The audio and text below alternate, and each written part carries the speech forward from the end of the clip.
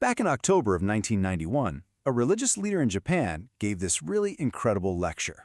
It was one part political commentary and one part, well, spiritual prophecy. He laid out this grand vision for the country's future by, get this, looking directly into the souls of its most powerful politicians. So today, let's unpack this fascinating and seriously complex worldview. Right out of the gate, the lecture kicks off with this wild claim. The speaker isn't just analyzing the news or reading polls. No, he says he's talking directly to the past lives, the guardian spirits of Japan's leaders, to find out what's really going on in their heads. I mean, talk about setting the stage. This just isn't your typical political analysis. So where do you even start with something like that? Well, this spiritual investigation begins by creating a kind of map. A map of the past lives of the men who are all trying to become the next leader of Japan. The whole idea is that who they were in the past tells you everything about who they are now, and more importantly, whether they're the right person for the job.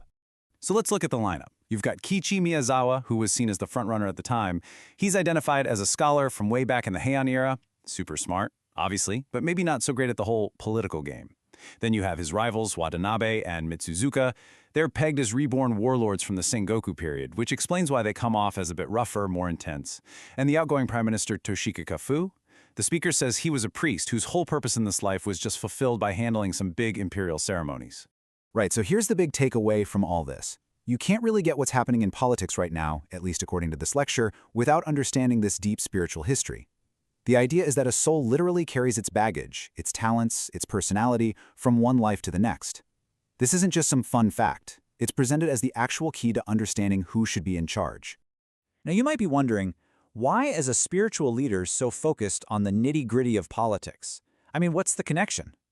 Well, the answer gets to the real heart of this whole lecture, a huge, sweeping theory that connects the soul of a nation directly to its success on the world stage.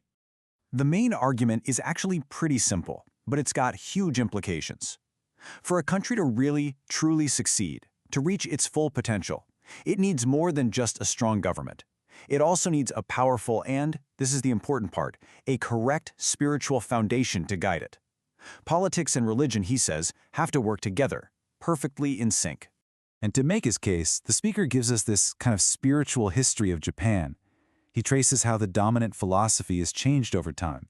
You had Confucianism during the Shogun era.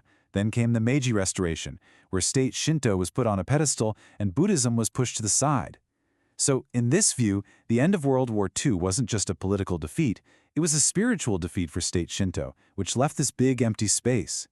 And this is where it all comes together. That spiritual vacuum, it's seen as a massive opportunity. The speaker positions his own Buddhist-based movement as the one destined to fill that void. He's saying it's the force that can provide the spiritual guidance Japan needs to go from being just an economic powerhouse to a true global superpower with real influence.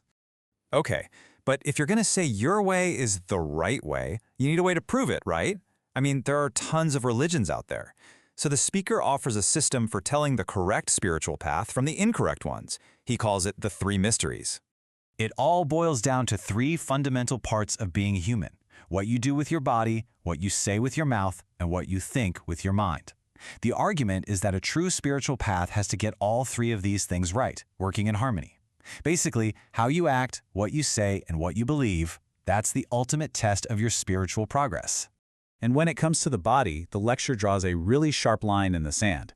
It completely rejects extreme physical stuff, like fasting for ages or insane feats of endurance. That is not the path. Instead, it holds up the middle way that the Buddha taught, just living a healthy, normal, balanced life. All that extreme stuff, he warns, doesn't get you to heaven. It actually leads you to the realms of demons or even straight to hell. And this last one, the mind, this is the big one. This is the absolute core of it all. The main principle here is total and complete self-responsibility. The lecture is crystal clear on this. You can't blame your ancestors, the government, or anything outside of yourself for your problems. The cause of your suffering and the solution is all within your own mind. That's the foundation for everything else. So, you get your body, speech, and mind in order. But what happens if you don't? Well, the stakes for getting this right are, frankly, astronomical. The lecture then takes a turn and starts laying out this incredibly detailed and unflinching map of the afterlife, where all the consequences of your choices on Earth become very, very real. The whole system is built on this one core concept, reincarnation. The idea that we live over and over again isn't just a belief here, it's the fundamental engine of spiritual growth. Every single life is another chance to learn, to do better, or to mess up and fall behind, as the great wheel of rebirth just keeps on turning. So what happens when we're between lives? The speaker lays out this whole spiritual landscape. If you followed the right path, there are beautiful heavenly realms waiting for you. But if you didn't, there's a horrifying descent into a whole series of hells, and each one is basically custom designed to match the sins you committed. And these descriptions, they are incredibly specific and frankly terrifying. For example, there's the hell of black rope. Here, souls are stretched out on a floor of red-hot iron. Then they're marked with burning black ropes, and their bodies are sliced up along those very lines. And the worst part? They're just brought back to life to go through it all over again. And it gets worse. The deepest, most terrible level is called Avicii, which literally means incessant suffering. This place is reserved for the absolute worst spiritual crimes. The speaker describes souls being skinned alive, having molten metal poured down their throats, just enduring unimaginable torment that's said to last for thousands upon thousands of years. So, what on earth could you do to deserve a punishment like that? The lecture lists 5 specific things called the grave offenses. They are killing your father, killing your mother, killing a truly enlightened person, physically hurting a Buddha, and, maybe most relevant for a religious leader, causing a major split in the spiritual community. And that brings us to the big, final question, the one that hangs over this entire prophecy. When you're presented with a vision of the universe this intense, this terrifying, is the speaker's message just a threat designed to control people? Or, from his point of view, is it an act of profound compassion, a desperate warning to try and save people from a fate they can't even begin to imagine?